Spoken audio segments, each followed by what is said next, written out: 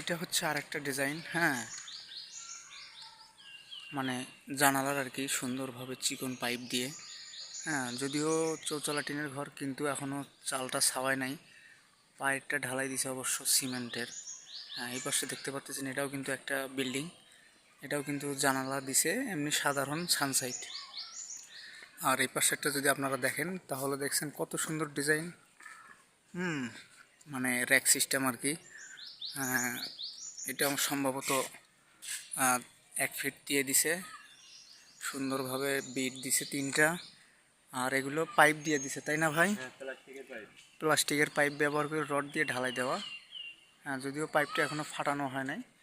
মোটা পাইপ দিলে আরও সুন্দর লাগতো, তবু যাই হোক, প্লাস্টার করার পর আরও সুন্দর লাগবে আর কি। তো নতুন ভিডিও পেতে প্লিজ